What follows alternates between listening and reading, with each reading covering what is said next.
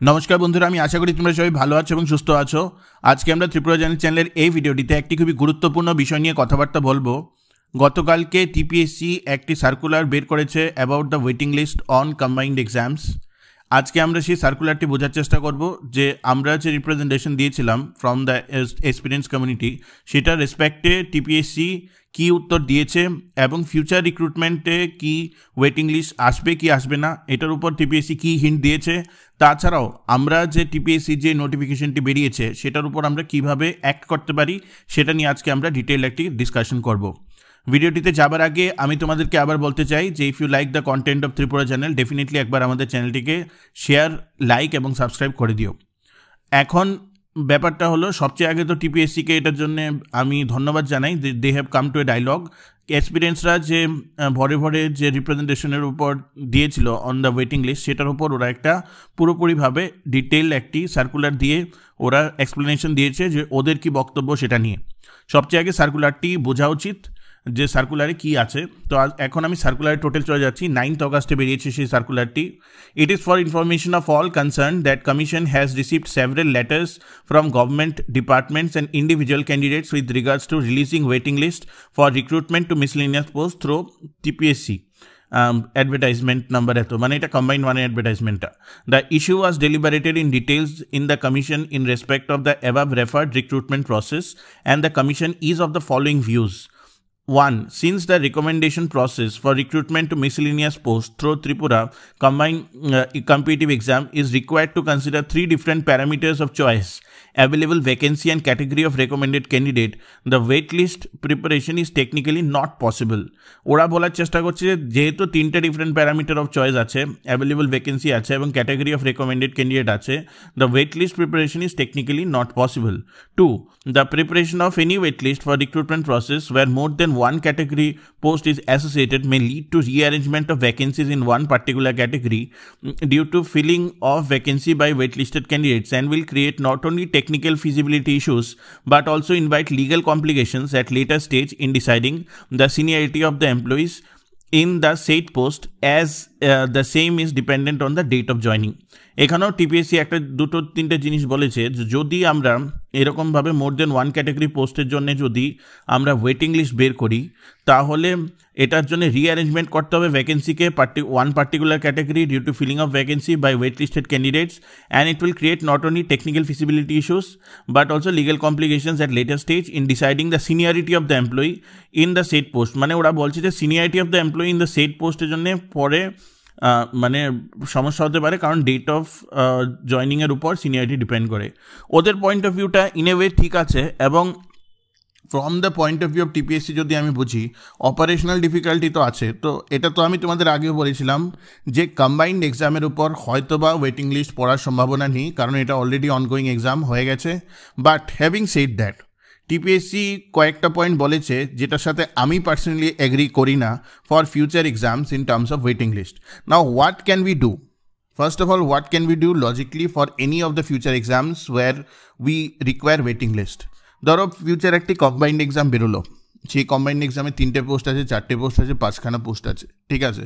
তো এখানে যে টিপিএসসি যে সেকেন্ড পয়েন্টে যে আর্গুমেন্টটা বলেছে যে seniority of the employees of the set post and the same is dependent on the date of joining, এখানে আমি তোমাদেরকে বলবো যে if there is a logical flow তো আমরা কীভাবে এখানে অ্যাক্ট করতে পারি।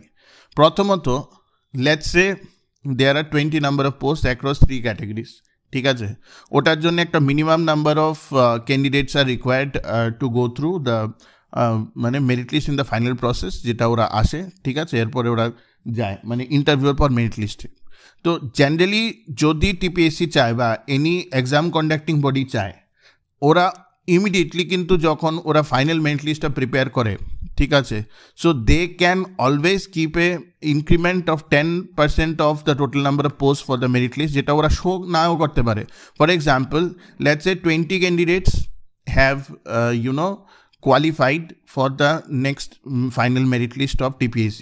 So you automatically select, let's say for example, আমি just calculation জন্য normalize বলছি যে 10% more, that is 30 candidates you select, don't give the name of this 30 candidates, ঠিক আছে?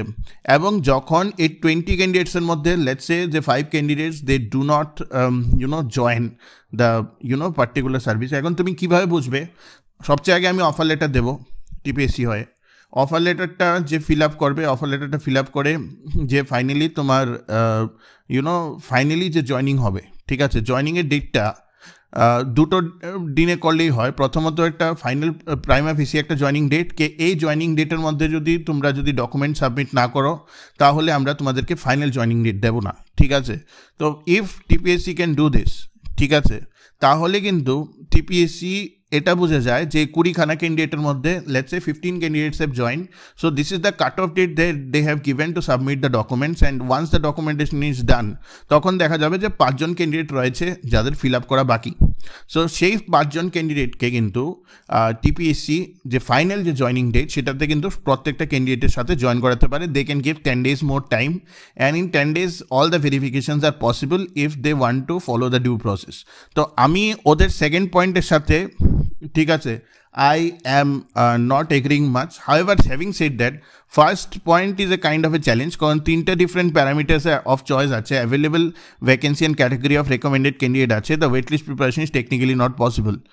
এটা যদিও আমি প্যাসিভলি এগ্রি করি, বাট হ্যাভিং সেড দ্যাট তুমি যদি নেক্সট টাইম এরকম রিক্রুটমেন্ট করো এবং তুমি রিক্রুটমেন্টে এরকম বলে দাও যে waiting list will happen on the basis of merit only, you are giving the preference, right? So যে প্রেফারেন্স যার যেরকম আছে তারপরে যে সে মেরিট লিস্টে পাবে, ওই যে আমি যে বললাম যে 10% তুমি অলরেডি তুমি করে রাখবে এডিশনাল, যেটা তুমি শো করবে না ফাইনাল মেরিট লিস্টে, it is how IBPS does it, ঠিক আছে? ডিফারেন্ট ব্যাঙ্কসের জন্য আইবিপিএস করে এবং ডিফারেন্ট এক্সাম রিক্রুটমেন্ট কন্ডাক্টিং বডিও সেটা করে।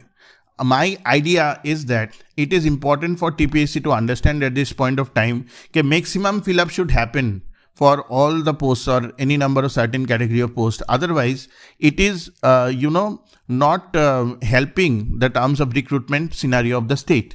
তো এখন বক্তব্যটা হলো আমাদের এখানে কি করা উচিত। এটা তো বুঝে গেলাম আমরা যে টিপিএসসি কম্বাইন্ডে ওয়েটিং লিস্ট হবে না, এবং এটা হবারও কথা ছিল না, কারণ অনগোয়িং প্রসেস যেটার মধ্যে অলরেডি তোমার স্ট্রাকচারলি করা নেই যে ওয়েটিং লিস্টের ব্যাপারে, তো সেটাতে তো পরে আর করা সম্ভব হবে না। তো for the next course of for the next processes, whenever it will happen, waiting list এর জন্য প্রভিশন যদি টিপিএসসি রাখে তো সেটা কিন্তু ইজিলি ফুলফিল ওরা করতে পারে। Now what you need to do here is you need to talk among your circles. এই যে তোমাকে নোটিফিকেশনটা দেওয়া আছে ডেটেড 9th August 2024, সেই নোটিফিকেশনটাকে তোমরা জেরক্স করে কিন্তু তোমরা আবার রিঅ্যাপ্লিকেশন করতে পারো, সাইটিং কে this are the possible ways in which the waiting list can happen. Also, you can give examples of various exams all over the India যেটার মধ্যে কিন্তু ওরা waiting list করে। This can happen significantly. Secondly, এখানে কিন্তু TPSC যে বলেছে preparation of waiting list for recruitment process where there are more than 1 category post associated may lead to rearrangement. এখানে কিন্তু টিপিএসসি ডিনাই করেনি যে যদি একটা ক্যাটেগরি পোস্ট থাকে তাহলে ওরা ওয়েটিং লিস্ট করবে না। তো এটাও তোমাদের ডিমান্ড, চার্টার অফ ডিমান্ডসে থাকতে পারে, যেহেতু আপনারা বলছেন যে মোর দেন 1 পোস্টে হয়তো বা ওয়েটিং লিস্ট পসিবল না, at least you make an arrangement কি যদি একখানা পোস্ট বেরোয় সেটার মধ্যে ওয়েটিং লিস্ট পসিবল হবে। ফর এক্সাম্পল, ধরো সাব ইন্সপেক্টর অফ এক্সাইজ যারা জয়েন করেনি, বা for example Tripura civil services, Tripura police services, again 2 category post, but আমি যেটা দেখেছি যে ত্রিপুরা পুলিশ সার্ভিসেসে 2 জন ক্যান্ডিডেট পেয়ে তারপর ওরা জয়েন করেনি, ওরা আবার পরীক্ষাটা দিয়েছে। তো 2টো post of Tripura police service ওটা কিন্তু ভেকেন্ট চলে গেল। So from this point of view, from the lens of this thing, তো we can actually give again representation citing the examples what happened and how we can mitigate the same. আমার মতে that is the logical flow of having a dialogue with TPSC. Again, I congratulate them that they have come with a official dialogue. Now it is up to you guys যদি তোমরা জিনিসটাকে এগিয়ে নিতে চাও। Anyway, this is all official letter and official letter writing. তো এই ব্যাপারটা তোমরা যদি করো তাহলে আমার মতে হয় they can actually look into the issue. Obviously TPSC also want suggestions না, without getting feasible suggestion then how will they able to prepare the merit list for the future. তো এই জন্যেই আমি বলবো যে এখন এটা ক্লিয়ার হয়ে গেছে যে টিপিএসসি কম্বাইন 1 বা কম্বাইন 2 বা কম্বাইন 3 এর উপর আপাতত, কম্বাইন 3 বলতে পারি না, কম্বাইন 1 অ্যান্ড কম্বাইন 2 এর উপর আপাতত ওয়েটিং লিস্ট থাকবে না। কিন্তু ফিউচার প্রসেসের যদি ওয়েটিং লিস্ট থাকতে হয় তাহলে আমার মতে তোমাদের আবার আরেকটা রিপ্রেজেন্টেশন দেওয়া উচিত, and from that representation only this can be taken care of. আশা করি ব্যাপারটি তোমরা বুঝেছো। টেকনিক্যাল ইস্যু আছে এটা, but this can be sorted out with dialogue, official memorandum and all those things. Like, share and subscribe Tripura channel. Thank you.